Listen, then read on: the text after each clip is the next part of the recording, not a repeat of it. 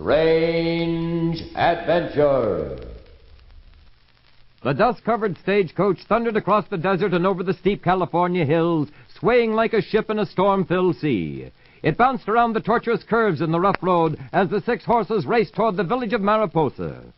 Hunched in the driver's box, short, bull-shouldered Charlie Pankhurst clutched the reins in toil-hardened hands and smiled at the passenger who sat nervously beside him.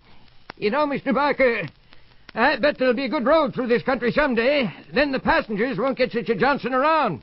I certainly don't envy you your job, Charlie. How in the world can you see the road through all this dust? Charlie the Whip spat his tobacco over the side. Don't need to.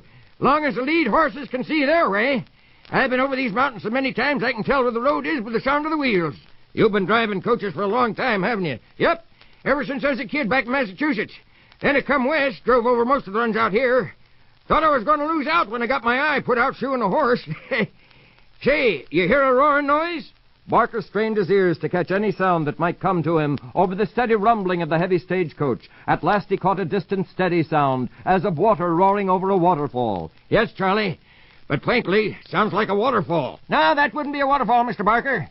Been a lot of rain up in the mountains, and the Tuolumne River's flooded. That's the river you hear. We've really got to get going before that bridge washes out. The long whip cracked ominously above the horses, and they broke into a wild, mile-eating run. Soon the driver and his passengers were in the sight of the flood-swollen river. He pulled his horses to a walk and called down to the nervous men and women within the coach. Now, don't you people worry. Everything's going to be all right. That is, if that bridge holds together until we can get across. Then thunder and lightning began to crackle across the sky as a new rainstorm built up. If more rain fell now, the bridge was sure to go.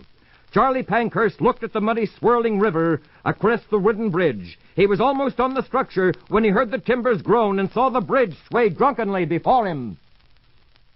Instead of pulling up short at the edge of the swaying bridge, Charlie laid on with the whip, and the startled horses bounded across the shivering structure. Hardly had the coach reached safety when the entire span plunged into the swirling waters below. Mr. Barker looked back. Gosh, Charlie.